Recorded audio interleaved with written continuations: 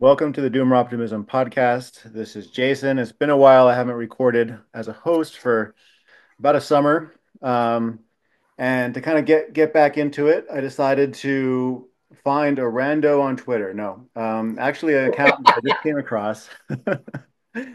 Honestly, some of the best conversations I think are just finding people on Twitter that I don't know, are pseudo anonymous, and just have really interesting things to say. And I definitely saw that with this guy. Let me just describe kind of my impression of your account, and then I'll give you a chance to introduce yourself. Okay. Uh, you seem to be interested in a lot of things that, and I guess in the broader DO space, we're interested in. I think you're on some land. You can correct me if I'm wrong. You're interested in topics around community, um, agriculture, things of that nature. And you have a lot of pretty hard-hitting posts. You have a lot of really good critiques, but you temper it. The sugar is that you're also really funny. You have a good sense of humor. So I think that's, if people get offended, I think you're taking you the wrong way. So, Oh, with that introduction, however horrible an introduction that is, do you want to introduce yourself? Tell a little, whatever you feel comfortable saying about yourself. well, Uh, that was go very from there. flattering. Thank you so much. Yeah. Yeah, I live in the Berkshires in Western Massachusetts, probably the best place on earth. I grew up here. Um, I do have a little land. I have like 4 acres, old farmhouse, a lot of maple trees, little garden, little collapsing barn. Um, And yeah, those are you listed things that I am interested in. I sort of lurk on the edges of the doomer optimism world, um, and pay attention, and occasionally uh, have some sort of commentary, which may or may not be good, but that's the whole point of Twitter. Right. Right. Yeah. uh, yeah, and I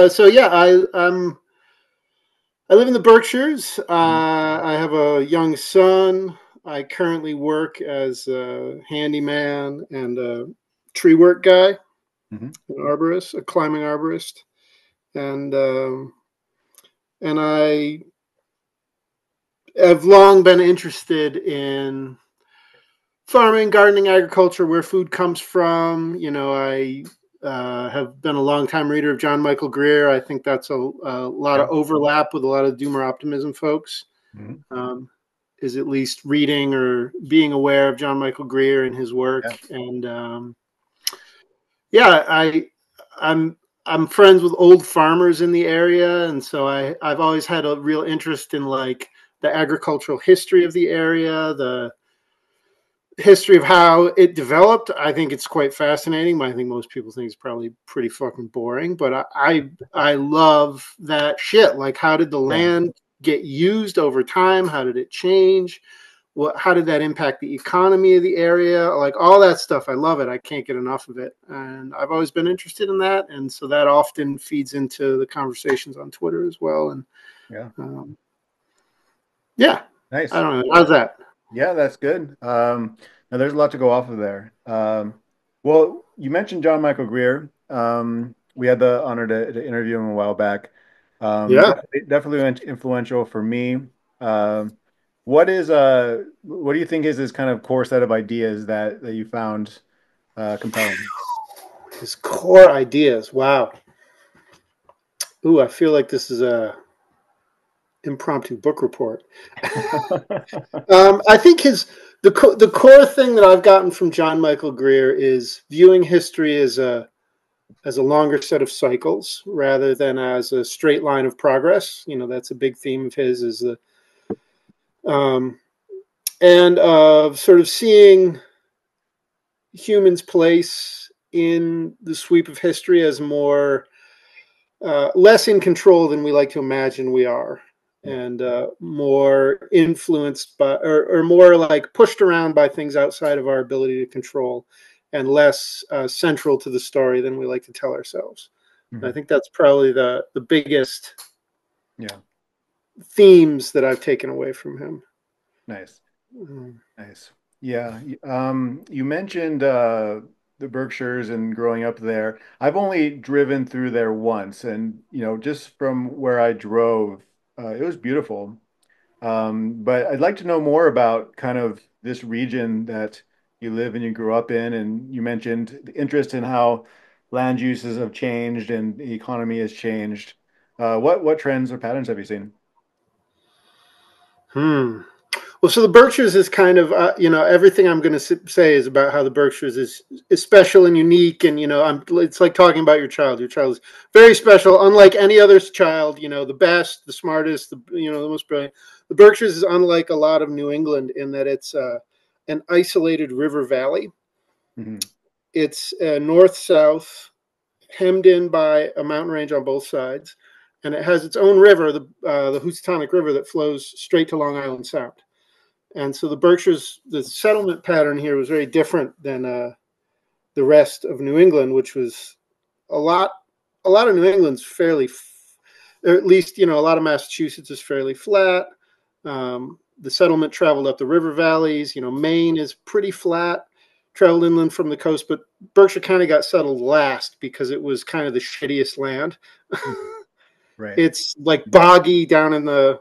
Well, it's not. I shouldn't say shitty. It's just before modern transportation technology, it was more inaccessible, um, and so it's always been a little isolated from the rest of New England. It's always been kind of its own little micro region, and it was initially um, the last place in Massachusetts that got settled, and it was kind of the last wild frontier in Massachusetts. Like there was still Indian raids and fighting and forts long after that was all over in the rest of Massachusetts and in much of New England.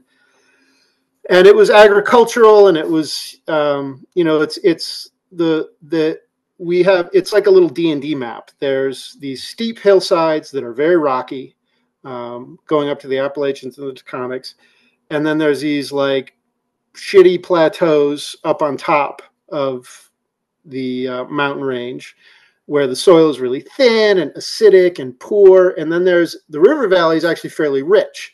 Mhm. And so in this very small area, you have all this elevation change and a lot of different biomes and a lot of different agricultural land. And so it was settled as agriculture, and then very quickly, because there's all this elevation change, there's a river, there's a lot of elevation change, you can build a lot of water powered mills here. And so the Berkshires very quickly started to become a place where there were sheep in the highlands, where there's very shitty soil for any kind of other agriculture. So there was apple orchards and sheep up high, and then there was like cropland and dairy land in the low, and Mhm. there were a lot of mills because there was excellent places for water power all over Berkshire County. And so it was this really interesting and dynamic, well, interesting to me, interesting and dynamic little area where there was like early industry, and like some of the first merino sheep in America were in Berkshire County, and the combination of water power and sheep led to a textile industry, and that led to like Berkshire County woolens were famous, like presidents would wear them. And so I don't know, all this local history Yeah. was all starts with what the land is like. And so and that the human habitation, where the towns were sited, what kind of industry grew up, was all based on the land. And I just think that's really fascinating, like how the topography, the biomes, the soil determines what kind of civilization you get. And so Berkshire County was like this little miniature version of larger New England. And then it was actually quite industrial for a while. They built some railroads. Then it became a vacation area for rich people, and so like all the robber barons would take the train up from New York after they built the railroad and vacation here. And so so this area also has this weird admixture into the agrarian and industrial stuff of rich people, like extraordinarily rich people. And so they've managed, so that is also fairly unique to New England. And so Berkshire County is like this weird little pocket universe, Yeah. very insular. Like you don't really go to other counties from here.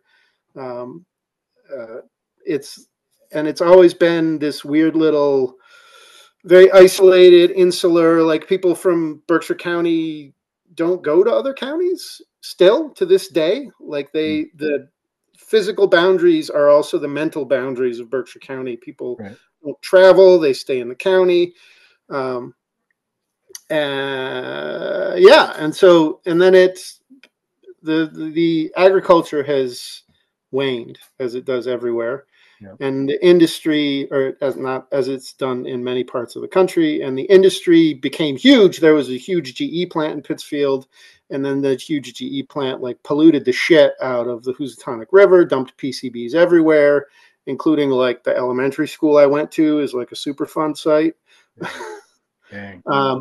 And then the industry collapsed, and so now Berkshire County is this weird, still a vacation place. There's still the remnants of farming, but there's it's hanging in there with smaller farms, but not a lot. And so it's the evolution over time is interesting to me because this is where I'm from. You know, I can walk around to all the old mill sites and all the old dams, and just the way the interaction between human activity and what the land provides and what the topography is, um, and how that guided what Berkshire County became, is an enduring subject of fascination for me. But I understand that your podcast might not want to hear about that. Uh, Well, I mean, a lot of what you're describing, I think if you squint a little bit, sounds a lot like Western North Carolina as mm, well, yeah, the Appalachian part of North Carolina, which, this that's where I live in the high country area. And I've only lived here for about 5 years, but there seems to be, the similar dynamic of really hilly area, kind of creates a world into its own where you have the physical boundaries creating mental boundaries. I think that's spot on here. And then you have, these days, the main economy is probably tourism. yep, And, there was never really a coal industry here. So we don't really have that. It wasn't really determined by that as it was, further up north. But there's a lot of gentrification, right? yeah, There's a lot of, it's very, for somebody, speaking of agriculture, a young person who wants to get into agriculture, start a farm, just to buy some land, unless you have family land, and a lot of people do, but it's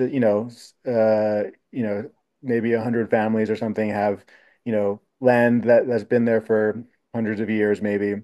But it's also being sold off piece by piece. A lot yeah, of the kids are, leaving, wanting to go to the city, things of that nature. So a lot of that kind of sounds similar. yep, Um, yeah, no, it's I could hear you talk about that all day. I think it's yeah. That quite interesting. Well, I'm curious I, about like the agriculture and food scene there. Maybe I'll describe. This might be kind of a generic description of a lot of places, but here at least, most of the food that people eat comes from the supermarket. That's from, international supply chains. But there was never really large industrial ag here. It was always small farms. Um, because so many of the young people have left, there's not a lot of like diversity of farms. A lot of the old timers, I think, mainly run cattle because I think it's mainly because it's low labor and it's a way mhm, to kind of get a break on your property taxes and break even or something. Um, and then, of course, you have the kind of the boutique local food scene of, the biodynamic and the, all of that, all kind of alternative ag, and, with prices that, are marketed mainly to wealthy kind of yuppies, things of that nature. And that's really kind of the food scene. I don't really consider it healthy or good. I saw in one of your posts that you had a pile of books there, and I saw you had like a Wendell Berry book. And so, in terms of like what Wendell Berry's vision, of a healthy kind of agrarian society would be, I wouldn't say it's anywhere near that, although you kind of fool yourself that it is until you yeah, kind of get into the underlying dynamics. So that's kind of what I observe here, but I'm curious if, what you're seeing where you are. yeah. It's a lot of the same stuff. I've noticed Appalachia all the way down always is similar. Yeah. And it seems based on the land, like you're saying, like this area never had huge farms. It was always like small holdings, because the land isn't really supportive of huge farms. Right. And In a way, that was kind of a blessing, right? yeah, Um, yeah, it it prevented these economies of scale, which yep, kind of maintained some of the characteristics of these areas that we both love. yeah, yeah. Like when you hop over one valley, you go over the Connecticut River Valley, which is Hadley is like a famously productive agricultural area, flat, very fertile soil. That's all fucking developed because it's flat. Yeah. So that all got sold in huge. There's still farming over there, and it's still beautiful over there. But that got developed very differently than our area because it's flat. So there were big farms, and when that farmer died, they just sold the whole farm, and then they built a Walmart on it, or Yeah. Yeah. or a giant subdivision. But yeah, so we've got a similar we our area, the agriculture in our area is there's still farmers growing corn. There's still dairy. So there's some of the old timer stuff hanging on. Yeah. Um, but outside of that, like you're saying, younger, smaller operations have a really hard time getting started. Access to land is a huge issue. It's very expensive. I tried to buy a farm here, and it was just an insane nightmare because the um, value of the land to a developer is absurdly high compared to what any kind of agricultural operation can reasonably support. And Yeah. so, unless there's some sort of philanthropy or family sentiment involved, the land slowly is getting sold off. And mostly it gets turned into. It doesn't get totally destroyed. Like it gets turned into a few large houses, Mhm. um, but it's still no longer agriculture, and that sucks to see. And yeah, most of it is supported by money. It's luxury food. Yeah. All the smaller farms. There's a ton of farmers markets here, relative to the population. There's a lot of smaller farming operations that go to the farmers markets. There's a lot of fancy restaurants, and it's all based around servicing the luxury food desires of rich people. Yeah. You know, and that's how it goes. Those are the people with the Yep. money to pay the farmers who the amount that they need to have a viable or semi-viable, or at least kind of pretend viable farming operation in the Berkshires. Yeah. And that's yeah. I have been to many farmers markets in the area, and I was involved on the very periphery of one of the farmers markets, was trying to get more poor people to come to the farmers market, and it was like I have a lot of thoughts on why um, poor people don't go to farmers markets. It's not just cost; it's cultural too. Yeah. It's a yuppie recreational environment. Right. Right. It's poor people are not welcome. It's culturally foreign to poor people to go Yeah. to a farmers market. And so it's not just a money issue. They are repelled because they go there and there's all these, yuppies buying $5 cups of coffee. And, it's like going to a fancy outdoor mall. Yeah. It's culturally not welcoming to people who are not rich people. And Right. so, Right. uh, I've surmised, I don't know exactly. I've surmised here that like the landed poor here, the people who have kind of old family land, live up in the, in the hollers or whatever, like there's two main food sources. Like they either grow their own food, like mhm, there's tons of gardens everywhere, right? yep, People have small livestock, things of that nature, or they go to like Walmart, right? They go into town yep, and go to Walmart and get their food, but they won't step foot in a farmer's market. yep, yep, Right? It's either like hyper local, like the most local you can get, more, in terms of like the values that the farmer market sells of like, local and authentic and organic or, building community, it's more so than that because it's, within the household or within, a compound of households or within like the small, neighborhood network that live there, or it's, kind of the complete of a opposite end of the spectrum. Yeah. Uh, yeah, it's a really interesting I guess set of dynamics there. Whereas the people who shop at farmers markets, right, like they would never step foot in a Walmart or Yeah. Yeah. things of that nature. But they're not. Most of them are not growing their own food, right? They're Yeah. not participating in the informal food economy, things of that nature. And so, yeah, it's a strange dynamic. Yeah. Yeah. I have a theory that I've almost tweeted about a couple of times, but I've been nurturing my theory. Can I share it with you? Sure, please. Yeah. My farmers market hating, which it's not really hate, it's tough love, Yeah. is that um, everybody at the farmers market is lying about why they're there. Hmm. That a farmers market is not a place that people go to purchase nutrition. That is not the need being serviced at a farmer's market, which is why poor people don't go there, because when they're looking for food, they're looking for nutrition. They want calories.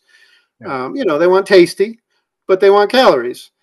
Farmers markets are not structured or run or attended by people who are interested in calories. They are servicing a completely different set of needs. The farmers markets are selling community belonging to a group of people who are virtuous consumers, and farmers markets are selling, so they're selling like a belonging and meaning, like you're at the farmers market because you're supporting local agriculture.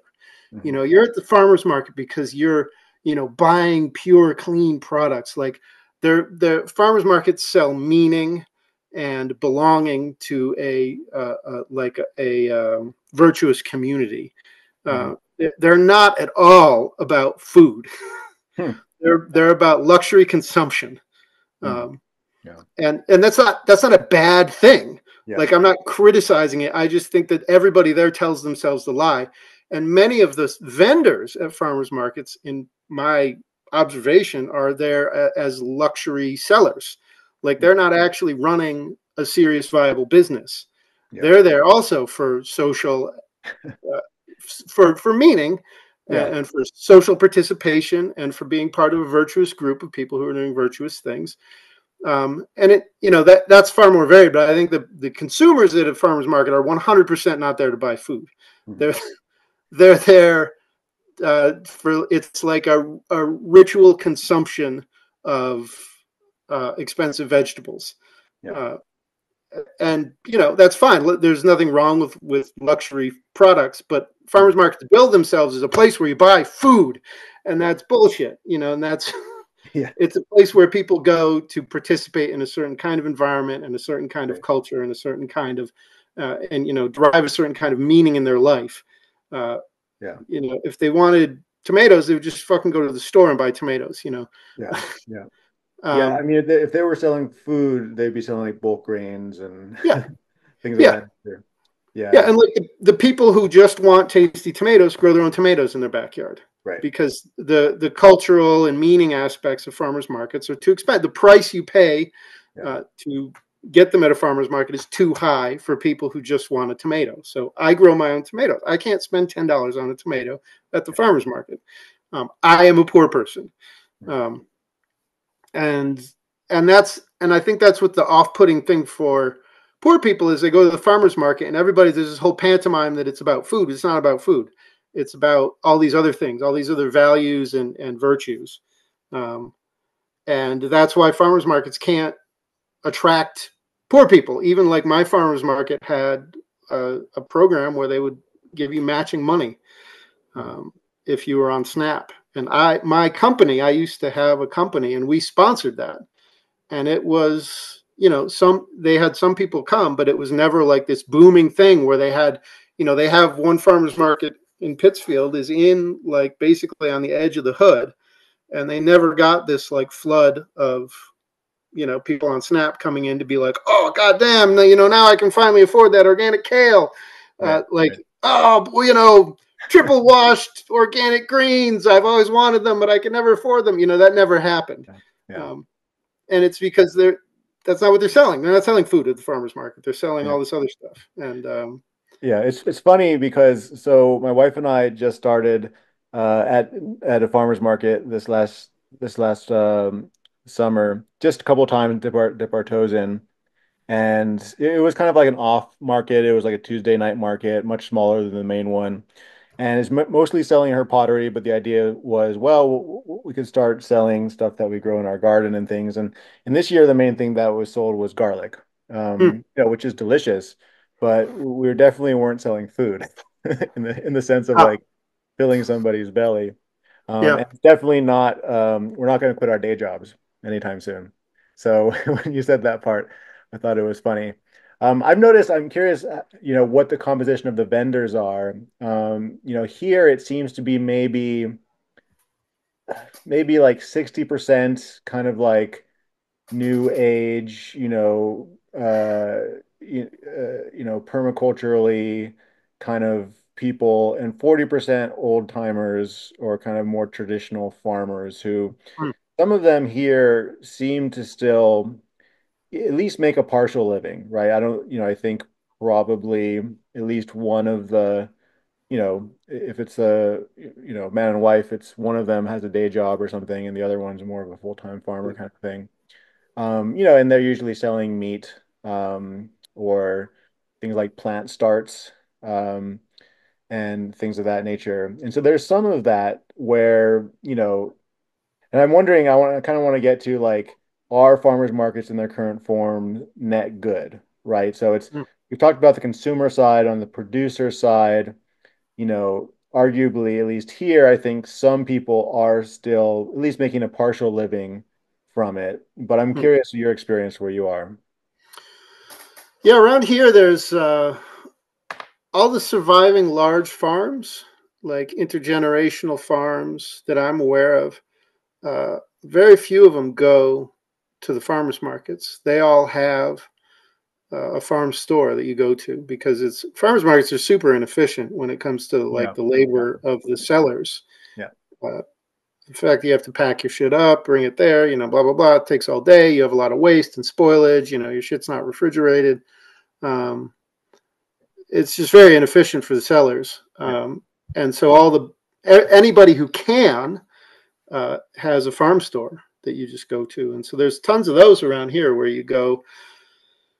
Some of them are just pretty. They're just a stand with like a little box you stuff your money in, and Yeah. some of them are like a full blown store with Mhm. refrigerators and lights. And there's one farm down in Barrington that has a deli.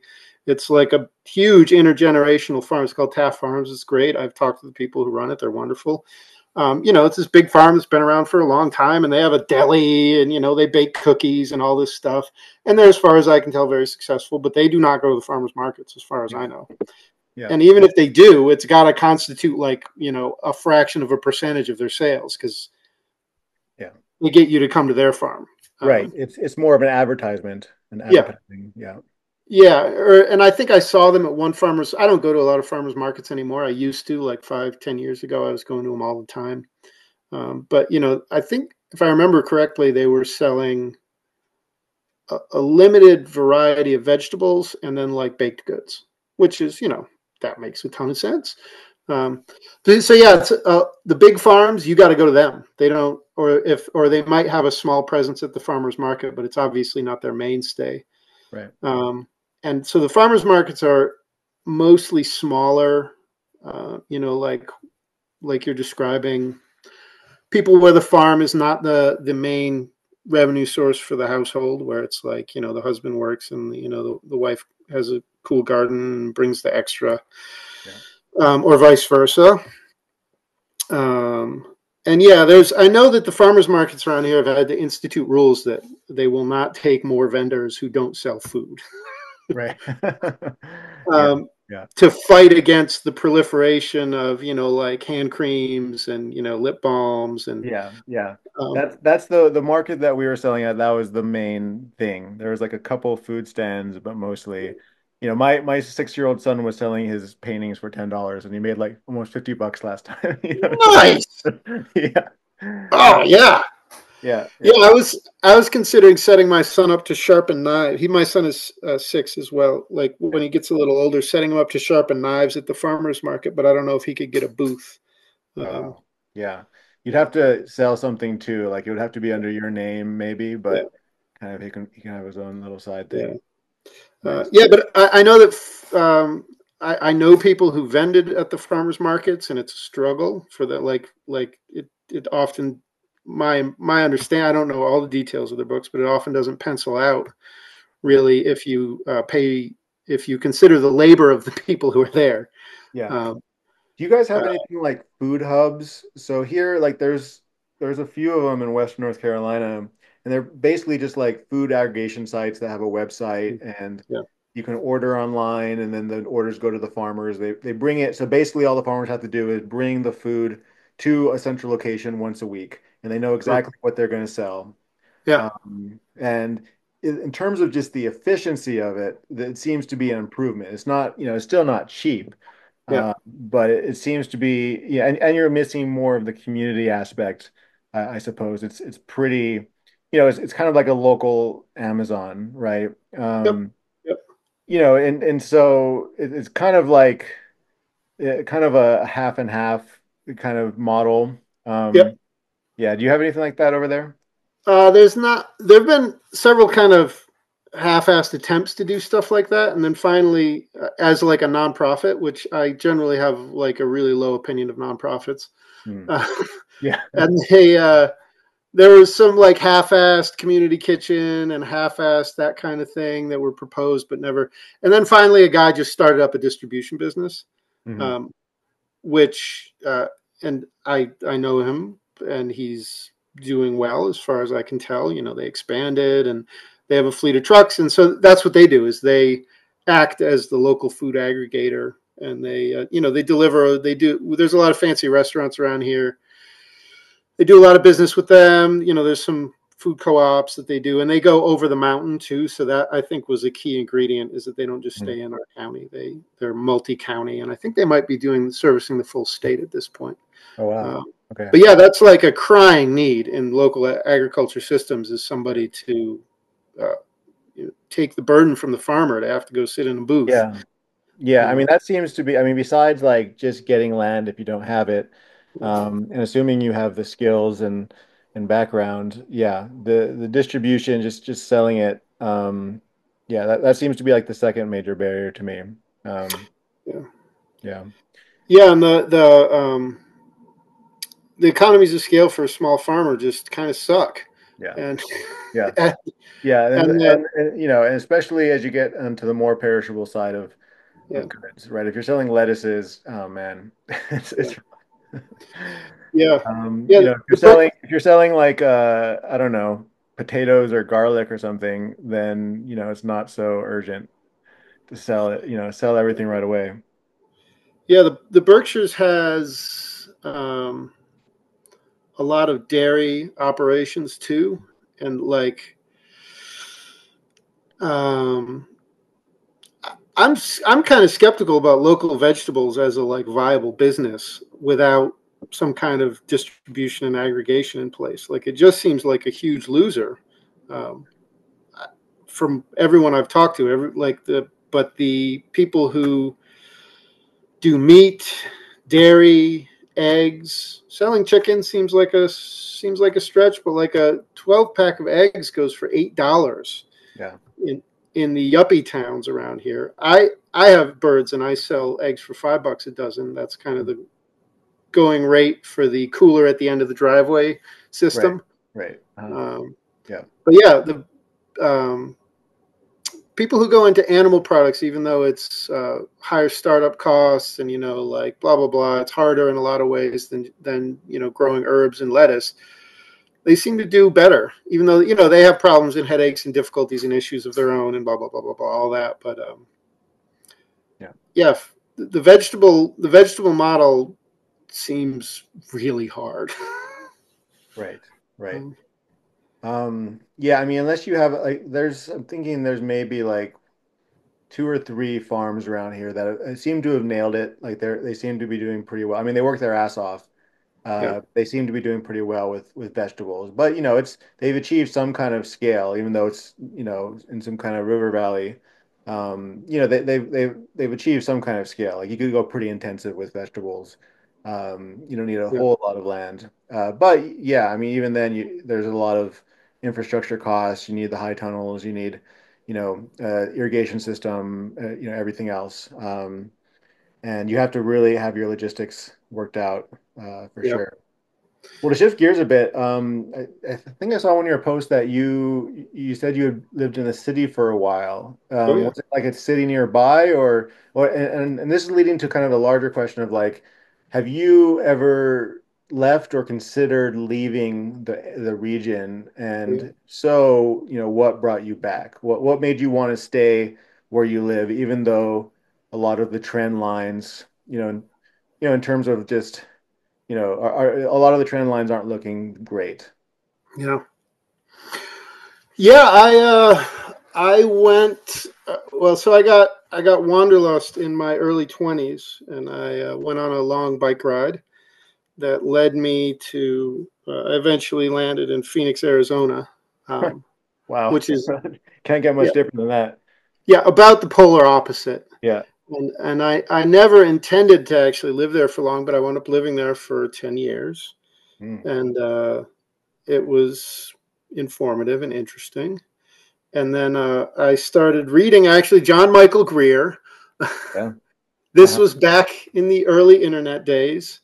Um, and I found a book, found two books. I found Cadillac Desert, which is a book about water in the American West. Yeah. And I found The Geography of Nowhere by Princeton. Kunstler. Mhm. And I read those two books and I was like, holy shit. Yeah. Like all the things that I'd always noticed about the city and where I was living, but I'd never given them much thought. I just, I was living my life. I was Yeah. attending to my various projects, doing stuff. I'd never given the larger context any thought. One thing led to another. I was living there. Yeah, yeah, yeah, yeah. And then I read those and I was like, oh, all these things that I'd sort of observations I've shoved to the back of my mind that like, wow, this city is kind of fucked up. Yeah, that's like the perfect intersection of the critique of both of those books. Yeah. Yeah. And I was like, oh my God, I got to get out of here. This place is a death trap. Like, Yeah. like the water comes from hundreds and hundreds of miles away. In like the the architecture is depressing me. Like I actually got seasonal depression in Phoenix, Arizona because I had an office job in a Mhm. windowless building. Yeah. Yeah. And I wound up getting seasonal depression because I wasn't being exposed to enough natural sunlight, even though I was in Phoenix, Arizona, because of my life Wow. conditions, and I had to get one of those lamps, one of Wow. those sad lamps.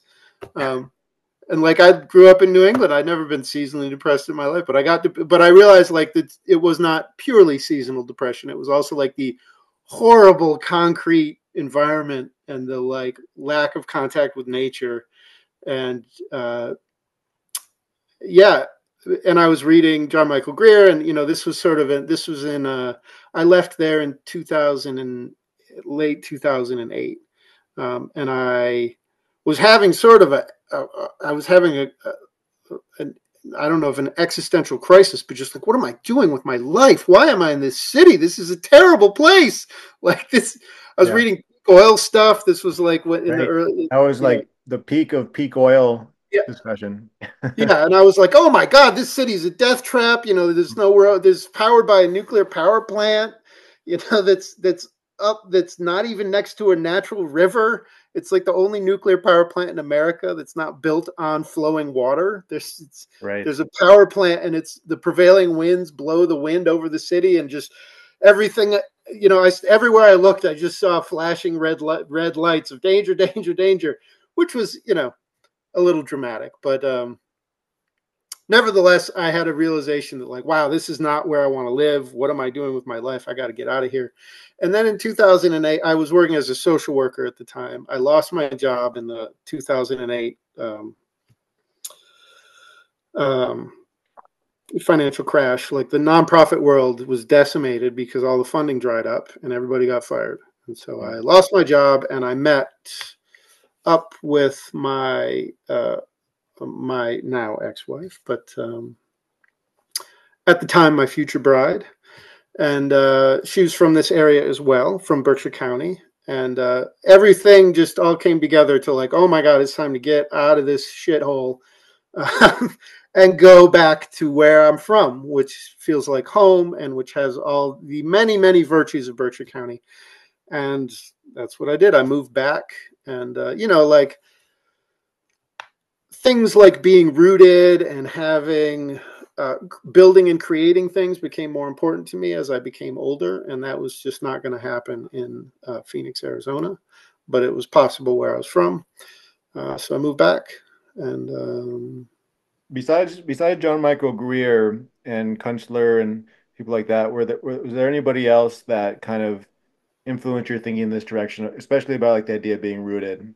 Um, hmm, I'm guessing somebody like Wendell Berry or someone else, yes, but yeah, yes, yeah. definitely Wendell Berry, and also Gene Logsdon. Are you familiar with him? No, Gene Logston. Okay, Gene Logsdon, Logsdon. He wrote a column for years and years and years under the byline of the Contrary Farmer, I believe. The okay. Contrary. Anyways, he's like he's from Ohio, and he's like a old-fashioned farmer. Mhm. And he wrote numerous books. And I think he's pretty damn funny as well. Like he's a very good writer, but he wrote about farming and culture and rootedness and sense of place and cultural continuity. And he lived in near the Amish. I'm trying to remember the county. Anyways, he lived in Ohio on his in an area where he grew up, and his father was a farmer and all Mhm. that kind of stuff. So he's really funny, and he talks a lot about the how kind of everything old is new again in agriculture, and which is really funny to read. Yeah. He passed away, within the last 10 years, I think. So, Okay. but he wrote about how, like his dad was the last like he remembered his dad was like the last generation of horse farmers. Mhm. And then he grew up to be like a big ag, we're going to be efficient. He went away to college guy, and then he came back, and he has a lot of wry commentary on sort of like organic farmers and hippies, and how everything they think they're discovering is actually not that new, and it's kind of what his dad did and his grandfather did, but all these newfangled people think that they've um, discovered cold fusion because they've figured out composting, and he's got a lot of commentary on that. That's also pretty funny. Yeah. Well, Um, speaking of which, you had a pretty good thread, thrashing permaculture as such. You want to lay out kind of your more of those observations? oh boy. Well, so let's see here. So yeah, like I was friends with a lot of permaculture people in Arizona. I did a permaculture design course. I lived in a house that was given a extensive permaculture remodel, and like I knew a bunch of very enthusiastic people who were very into that in Phoenix. And so yeah, I have some background. I've read the books. I've read Mollison and Sepp Holzer, and I've got some background, but permaculture never sat right with me because I'm kind of my background is not rich, Yeah. and Yeah. I'm kind of white trashy.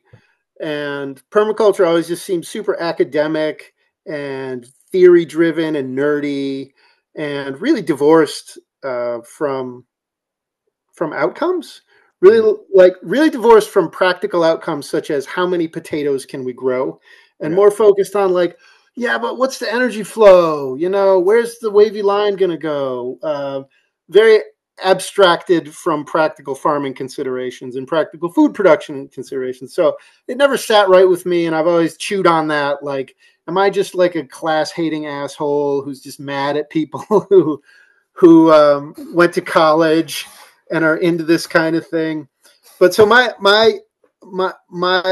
unified theory of everything is that we live in a time of unprecedented affluence in human history, and Yeah. that it warps everything, and and that permaculture, while it is pretty cool in a lot of ways, and it is, you know, the application of systems thinking to agriculture, which that's my take on it, Mhm. based on what I've learned, and that's good, you know, and that, but that it's basically like the first agriculture philosophy and agriculture system to emerge in a time of ludicrous abundance. Mhm. And so it, as a result of that, it has basically, from what I can tell, like almost no interest in yields. It's almost no interest in how many potatoes can we grow. That is not the primary consideration of permaculture, as I understand it, nor of any of the permaculture people I've ever met in my life. They're all interested in what's the theory behind it, and, you know, like, how are we going to capture carbon, and, you know, like, how Right. are we going to How many recycle? connections can we make, right? Yeah, Like diversity is a big virtue, but yeah, what's often not mentioned is that with increased diversity, maybe there is some synergistic effects that can happen, but there's also a lot more complexity. yeah, And often things don't harmoniously work together. They actually, yeah, do the opposite. And yeah, those case studies, I think, are not promoted nearly yeah, as much. yeah. Yeah. Yeah, so like I think permaculture is like systems thinking as applied to agriculture is a great idea. Yeah. And permaculture has introduced that in a way that I don't see. Like, I think that's what it did mostly, is that it took a bunch of other ideas that were out there, and it went, let's Mhm. synthesize these and apply systems theory to them. And then it went off the fucking rails of like nerd obsession with systems thinking, theories, and abstractions, and sort of Yeah. lost track of that the point of agriculture is to grow enough potatoes so that we all don't die in a famine. Yeah. And because it's that's what it emerged from. It emerged in this time when you did not have to actually worry about that. Like, Yeah. death from famine is not a realistic threat. So of course, this agriculture system and philosophy that emerged in this time of abundance takes abundance as its for granted, takes it as a given that, you know, you don't really have to. And again, I'm sure there's permaculture people out there who are going to like violently disagree with me, and I'm not saying that everybody who uses permaculture is like this, but my general impression of permaculture gardens and install, like, I used to install permaculture gardens, like, Hmm. so I was Yeah. hired. I was a hired hand, but the Hmm. company I worked for would design them, and then we would install them. and and what I saw was just like the farmers market, the need being serviced by almost all permaculture stuff that I've personally witnessed. And I know that there are like permaculture farms that are successful businesses that this does not apply to, but most of the permaculture that I've seen, backyard scale, public installations, small farms, is really primarily produces theory and, you know, charts and graphs with wavy lines on them, and nutrient recycling, you know, diagrams, and, you know, a sense of well-being and belonging, like we're doing the right thing, we're regenerating the earth, we're capturing carbon, you know, uh, we're doing the right thing. And that's really what it produces in most of the instances that I've seen in my real life. And it really doesn't have a lot of focus on making enough potatoes so that we survive the next famine, Yeah. on feeding people calories. Right. And that is my criticism of it, is that I think it's like sort of a and what I've seen through Twitter and reading things on the internet is now that is encountering reality. Like the abstractions are being stripped away as people try to actually apply it commercially, Yeah. and that's forcing them to do things like grow their crops in fucking rows so that they can, Yeah. uh, use machinery. Um, and so the encounter with commerce is Mhm. driving a adaptation of the systems thinking permaculture and how it started in a more realistic direction, focused on the how many potatoes can we grow kind of question, rather than the, what kind of diagrams can we draw of this thing. Yeah. Um, Yeah. uh, So and do you so think that's kind of my beef with permaculture, is it's a lot of it seems just super abstracted Yeah. from fundamentals of agriculture. Well, given that, I'm going to ask an abstract question, which is, and we don't have to keep it focused just on quote unquote permaculture, whatever alt agriculture, regen ag, agroecology, biodynamics, whatever you want to call it. Do you think that, in a hypothetical future where, say, cheap energy isn't nearly as abundant and many more people would have to return to the land, so to speak, just to survive, um, has this whole experiment since like the 60s, will it have produced any value added to what was already there in the traditional model? Given that Mm, many of the things were kind of reinventing the wheel, so to speak. But do you think that yeah. there was that something of value might come out of that in this kind of hypothetical future? Hmm. So Yeah, I mean, I think that permaculture is very valuable for bringing systems thinking kind of to the front, yeah, um, because and permaculture I think was also a reaction to industrial agriculture, which is the exact opposite. It's completely focused on outputs. yeah, You know, it's industrial agriculture is just how many potatoes can we grow? You mhm, know, damn the consequences. We don't care about the externalities. Be damned. We want as many potatoes as we can grow.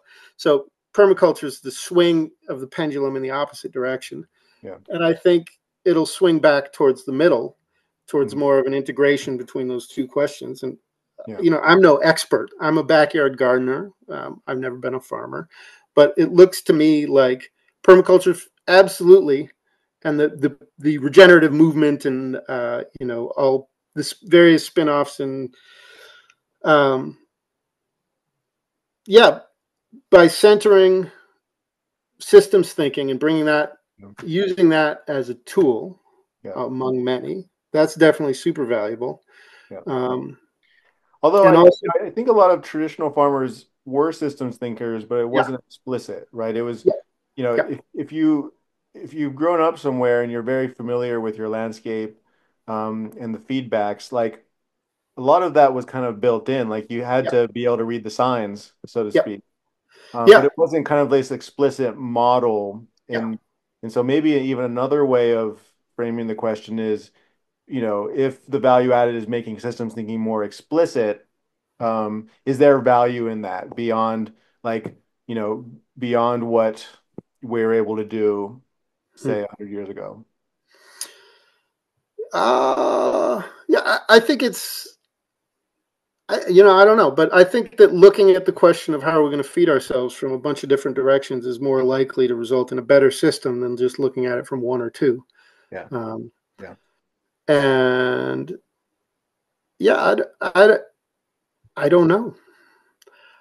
I think it can't help but be beneficial in the long term just to have resurrected and circulated a lot of older ideas that might have not gotten a lot of play. yeah, And certainly by um, getting people excited and interested in growing food, like yeah, no matter how dumb I think herb spirals are, yeah, or no matter how stupid I think urban food forests are, um, getting people interested in growing their food, that's definitely a value add. And that probably drew people in, and then they might have done something else. yeah, Um, and getting people interested, preserving the use of agricultural land, like that's super good. yeah, Even if you're running your, a profit losing hobby farm, you're still, your land is not being turned into a Walmart. That's a good thing. right, yeah, Um, and so, like, kind of keeping the flame alive, mhm, and looking at, providing another perspective to use in the toolbox, like those are all super valuable. I don't know about specifically what like techniques are gonna prove to be the most valuable in the future. I'm not like an expert, so I can't have an opinion there.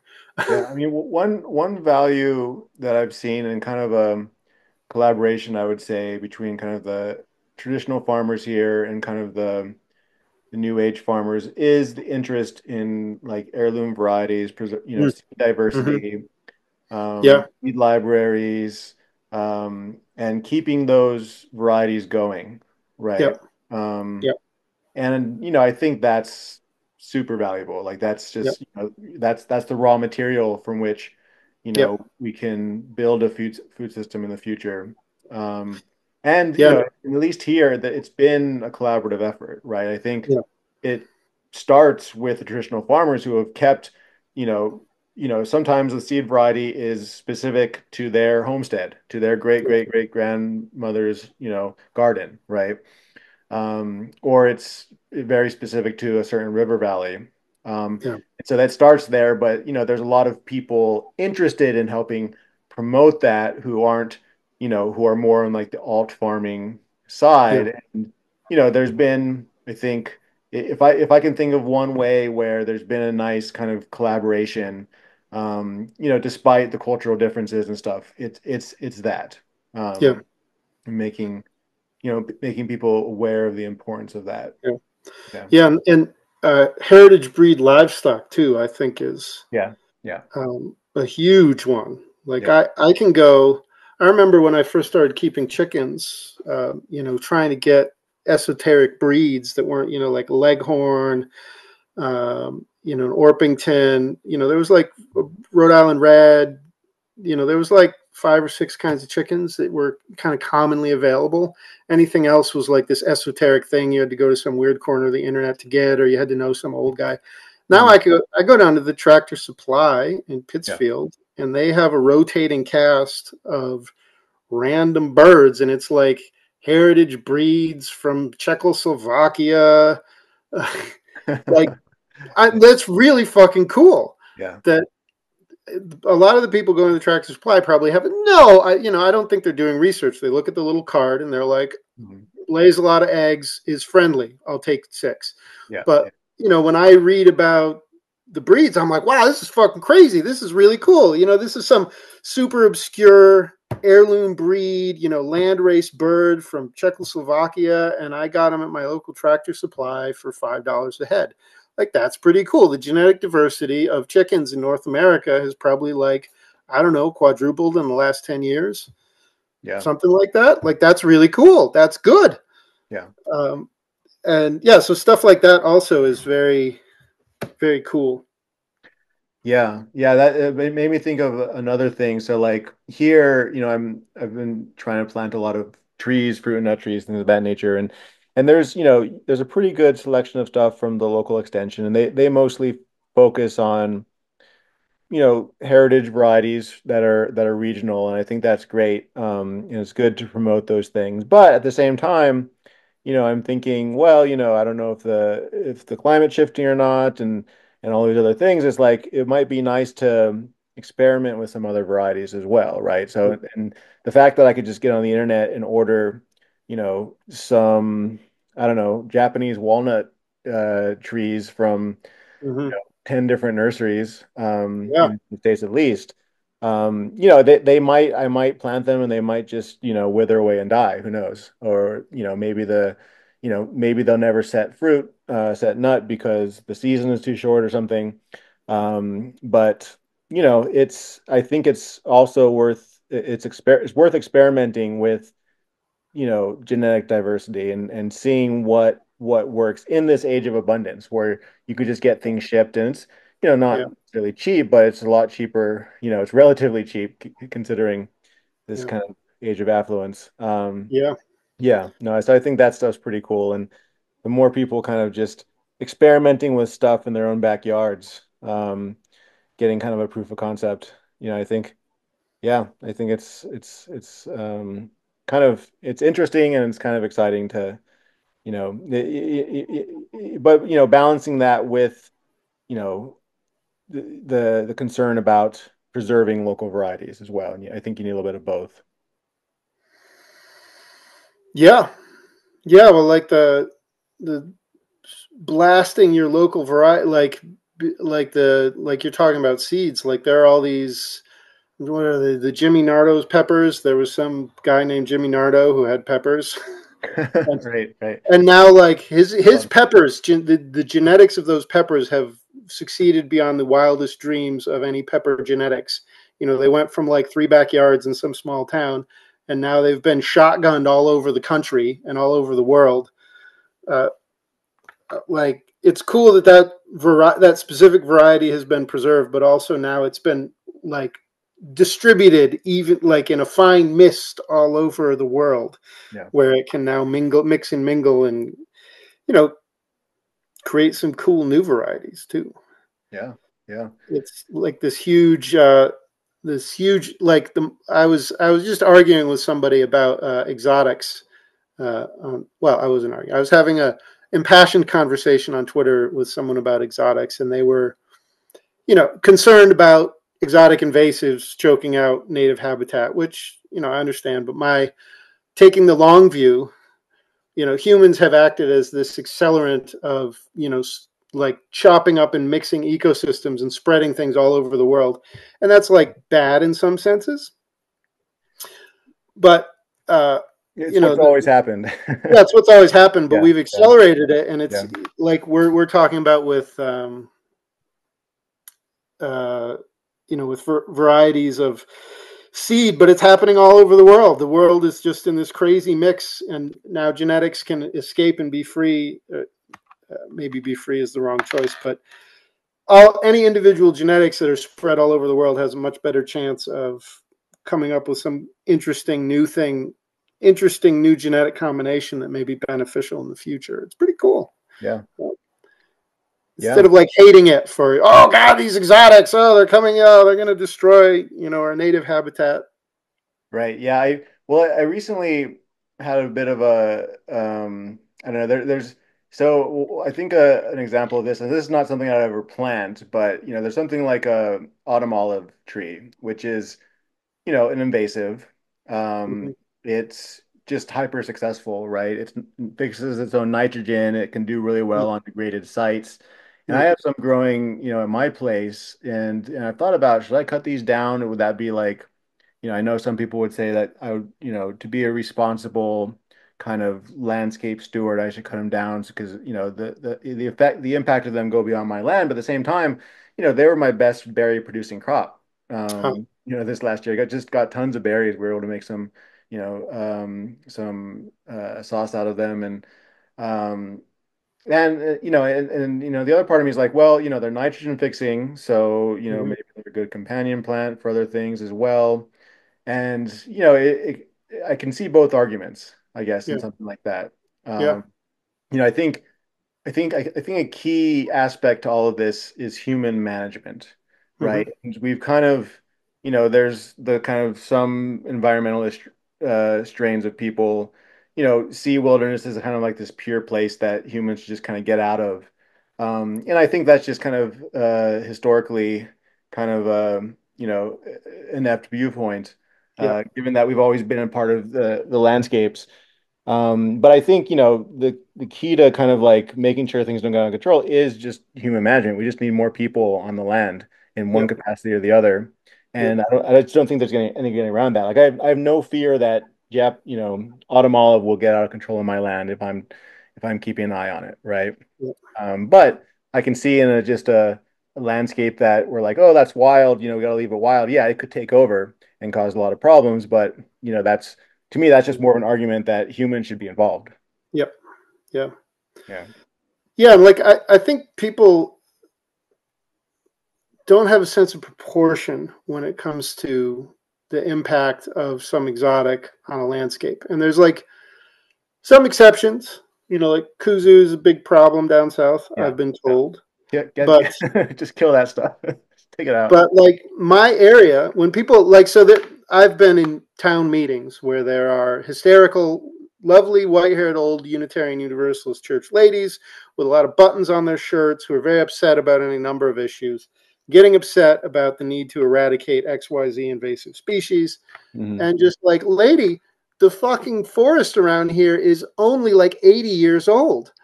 Like the whole like we need to preserve this pristine wilderness is a product of amnesia. Like 100 years ago, my county was clear cut. Yeah. There was no trees. Yeah. It Yeah. was Same up all here. Yeah. Yeah, it was fields and pastures. You could walk in a straight line from town to town you could look on the horizon and you could see the church steeple of the town nearby, and you would just walk. You would cut across pastures. You wouldn't walk on the roads. These are the stories the old timers tell me. Like, oh yeah, when we needed to go to town, we wouldn't, walk down the road because dog legs and it goes around this thing, and we would just walk across the pastures all the way. You just hop fences all the way across the county because there was no trees anywhere. And so like this was a primeval old growth forest, but even then there was Native Americans setting fires in the forest. Yeah. So it's not like it was unmanaged then either.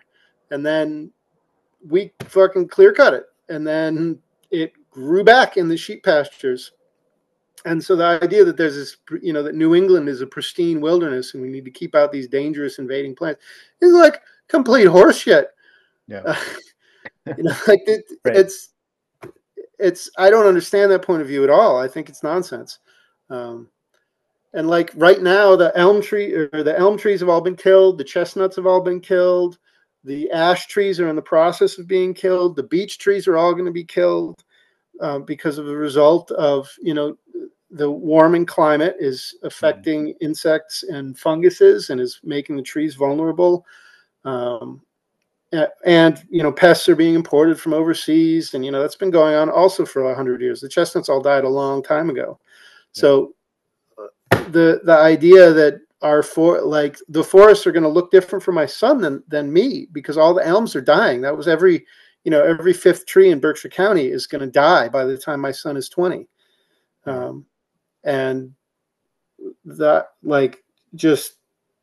that's nature.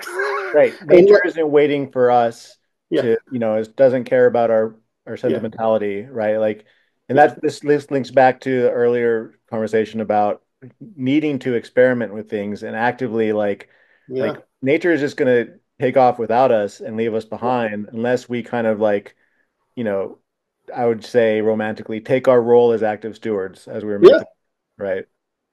Yeah. Yeah. Yeah. Like the only way to mitigate human impact on the land is not to retreat. Yeah. It's to engage. Yeah.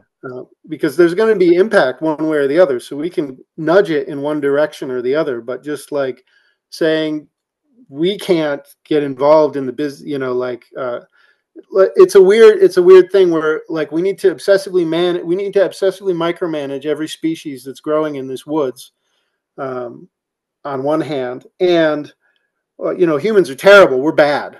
Yeah. Yeah. Yeah. Like we're always fucking everything up. We're always ruining everything. Like it's a very weird dichotomy, and it's very unhealthy and doesn't seem very productive. As opposed to the whole we should accept our role here, Yeah. and preserve what we can preserve. Encourage, but ultimately, it's a cooperative relationship. We can't control it. There's going to be shit we don't want in the woods growing in the woods, so we can freak out about it, or we can, Yeah. steward it, as you said. Yeah. Well, you mentioned that, one of the things you do is tree work. Yeah, anything you notice, maybe some of what you said already is kind of, based on your observations there, but what do you notice about tree work, both in what humans, how humans think about trees and what trees they want there, what trees they want gone, things of that nature, but also yeah, any observations of based Yeah. on that work. Yeah. The biggest thing that I always see is that I like people are not very smart, and people are terrible at thinking into the future. Yeah. And people are just not nearly as intelligent as we believe, myself included. We have this illusion of intelligence and knowledge and wisdom and control, and it's terrible. It's not true. And I see it all the time in tree work where people literally cannot think. No matter how much I goad them and encourage them, they can't think 10 years into the future. Because I have this conversation constantly. Oh, that tree you've got there, see how it's growing? It's going to keep growing. It's going to lean towards the sun out over your house. And 20 years from now, limbs are going to start falling off onto your roof. You should do something about that now. You should, even if you don't pay me, I'm just putting this on your radar. that tree is going to be a $5,000 problem in 10 or 15 years. Or right now, it's a $500 problem. You should Mhm. take care of it. Yeah. And almost nobody ever listens to me. And I always hear the same story of like, oh, this tree, grew up and leaned over the building, and then shit started to fall off of it and smash holes in your deck or whatever. And oh my God, it's a problem. And nobody anticipated this. Well, the tree only grows, like 10 inches or a foot a year. What do you mean you didn't anticipate this becoming a problem? Like, people can't imagine the tree is going to continue to grow in the directions it's growing, and then it's going to become decrepit and stuff's going to fall out of the tree. And then what are you going to do then? But it's this incredible lack of ability from people to think about the natural world in 10 years from now. Mhm. Almost nobody does it, even when there's money on the line. And encouraging people rarely gets them to think that way. And so everybody just waits until it's a crisis and then they deal with it then. And that's deeply informed my pessimism about people. Is that this is Yeah. this is everybody. This is not. I don't just have uniquely dumb tree work clients. Like, Mhm. this is everybody. Just waits. Almost everybody, I should say, waits until it's a crisis, while experts are going like, "Hey, this is going to be a problem," and they go, "No, no, no, no, no, no, it's going to be all right." I just don't want to think about it. Like, we're very poorly equipped to imagine it, especially in a group, to imagine into the future and then deal with it now. And that's the main thing I see in tree work is the impacts of that human blindness Yeah. um, on people's pocketbooks, and they get mad about it. Yeah. But Well, I want to ask you, what do you do with your wood chips, and can you deliver me some of them? I I don't know about the carbon footprint of that plant. No, they, Berkshire County actually. Um, There are a lot of places where you can dispose of wood chips around here, so excess wood chips are usually not a problem. Yeah. And I bring them and I put them in my garden. I have a giant pile in my yard. My chickens go through them. I have um, my Yeah. son likes to take the pile apart and look at the mycelium growing in them. So Yeah. No, I'm envious. I mean, that seems to be a nice perk if you're a gardener. yeah, It's they're endlessly useful. Here we have there's like a drop off spot nearby where people, companies just dump their wood chips in this corner, and anybody can come pick them up. Of nice. course, I've been trying to, I had one guy who was like, delivered to my house one time, and Hmm, um, only when he's in the area. But it's nice. Like, I have to go pick it up one pickup truck at a time. So yeah, it's definitely some labor involved. But yeah. Anyway, I spend a lot of time thinking about wood chips and how I can more, more easily acquire them. they're Uh, great. yeah. Yeah. Yeah, my son's school has a standing agreement with a couple of tree companies, and whenever they're in the neighborhood, they drive them over, and so the whole playground is just Nice.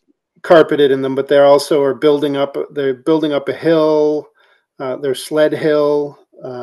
So they have a forested area at the school, and they dump the wood chips in there. It's they're pretty cool. Yeah. Uh, uh, yeah, they're people underestimate how much uh, people think that they're just like some kind of waste product that wood chip, that the tree guys are eager to get rid of. But no, they're actually Yeah. there's a lot of people who would like them. Right. Yeah. I think there was like a brief time where, there was a lot of stories of like, oh, the tree guys don't know what to do with them, and it's just so easy to get them.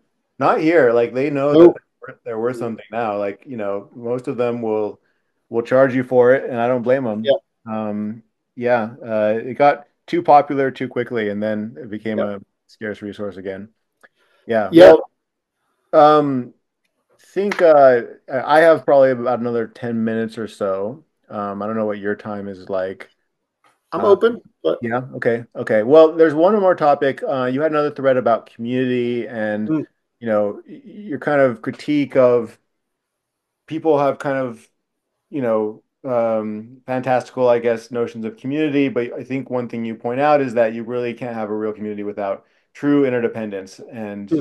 independent, affluent culture, it's actually, very difficult. And so I guess, I want you to kind of expound on that a bit, but also like, the question, is in this day and age,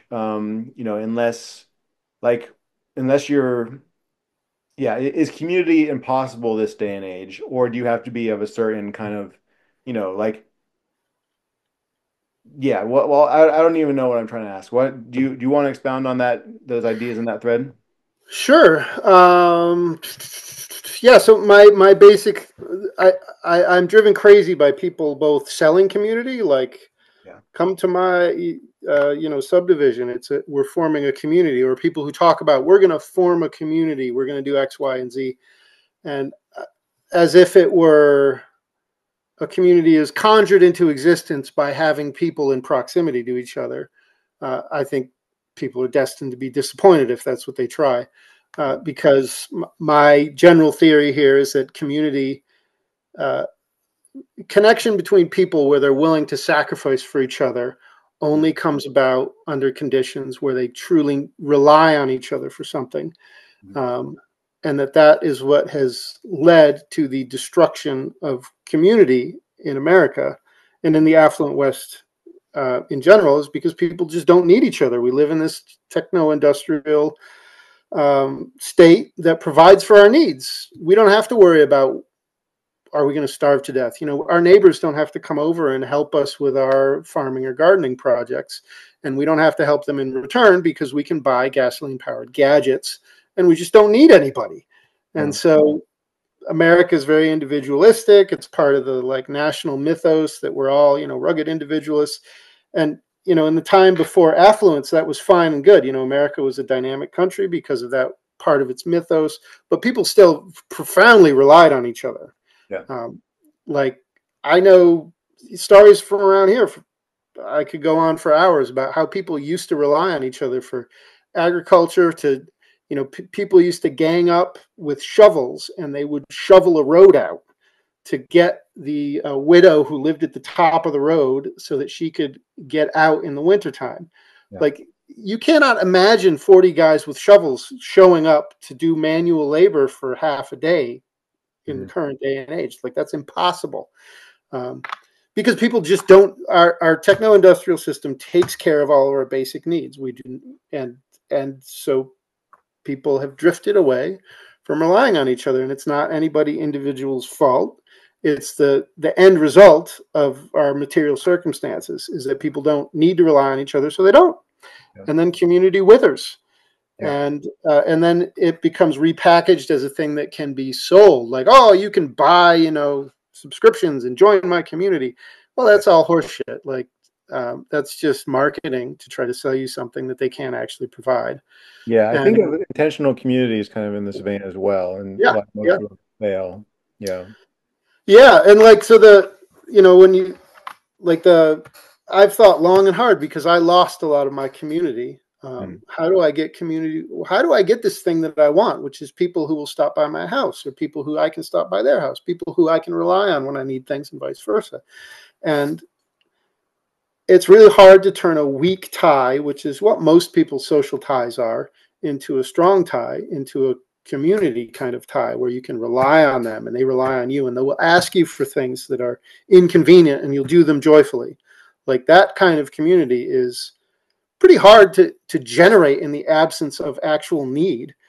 Right. And Did you, this is another kind of, theoretical question. Do yeah. you think that we're equipped at this late stage of, if biophysical limits really start to hit again, whether it's energy or, you know, food system collapse or, environmental factors, do you think we have even the capacity at this point to rebuild those kinds of ties, or are we just kind of, beyond saving at this point?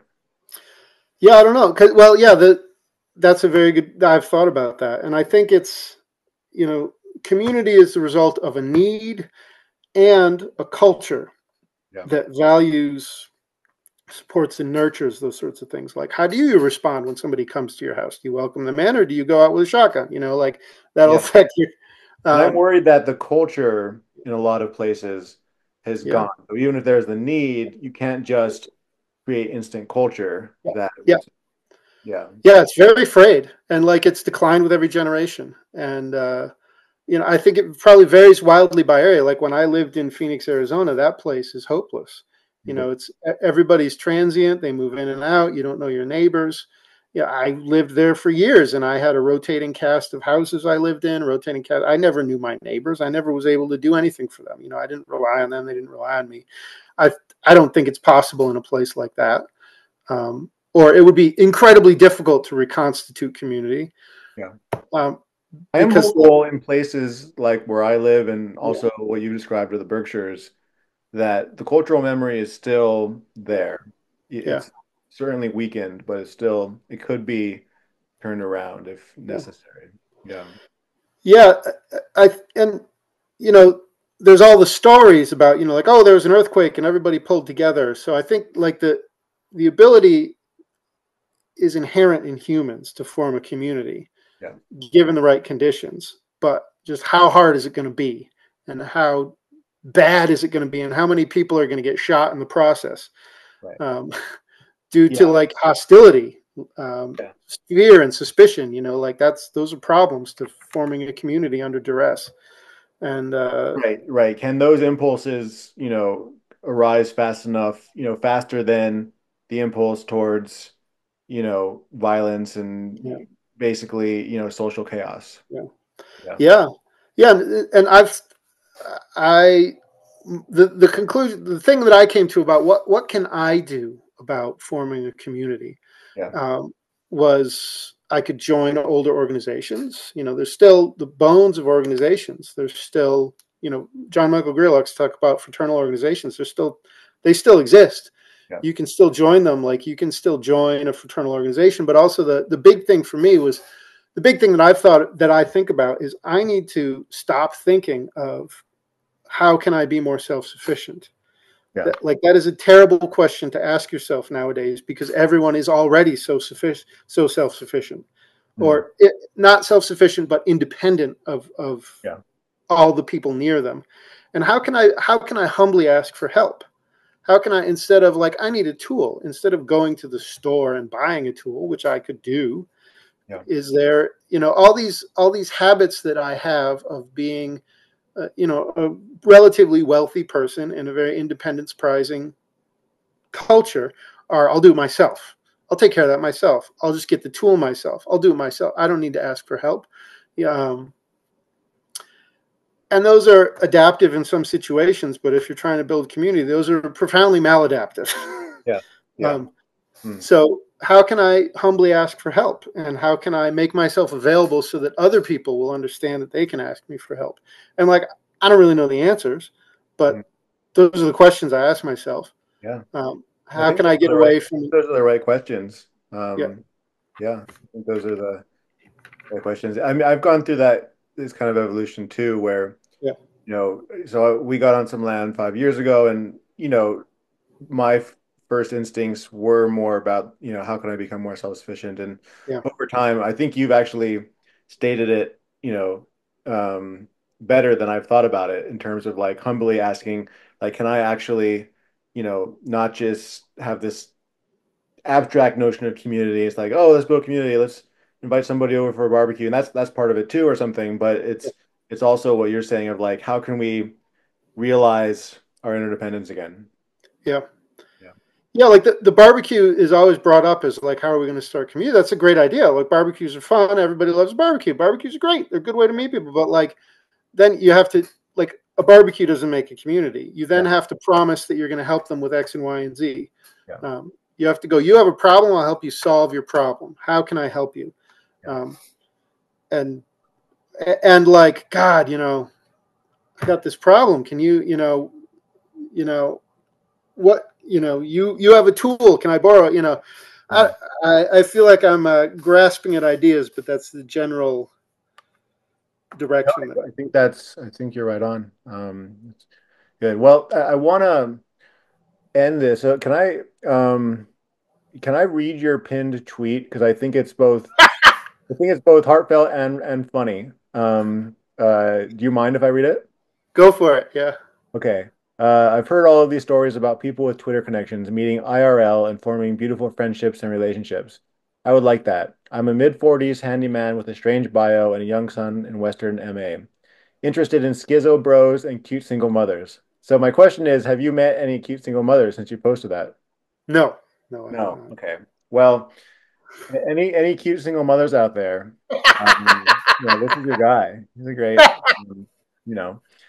Have you met any? Have you met any schizo bros that you know uh, that you were interested in? So I have chatted with people online, but I have not actually made any real life connections, which is what I would like to do, but the opportunity has not presented itself. Yeah. Well, are you, people listening to this, would you encourage them to go to your DMs and say, "Hey, what's Yeah, up? Let's talk about X, yeah, Y, and Z." yeah. Okay. And I have the problem of proximity. I live in kind of a not super densely populated area, and I Yeah. don't travel outside of my area much, so it's Yeah. harder to meet people. But I am always delighted to talk to people online and Nice. see what happens. Well, for any schizo bros or cute single mothers out there, his Twitter handle is high speed, low drug. Chief Chainsaw Officer will probably work in the search engine. Um, is any last yeah, any last topics anything that you've been thinking about that would be fun to kind of leave off with? Oof. Um, I I I can't think of much. It's it's cool to talk to a fellow, a person with a similar mindset. Um, Yeah. the whole systems thinking, John Michael Greer world is, pretty thin on the ground, I think. And so it was cool to Yeah. have a conversation.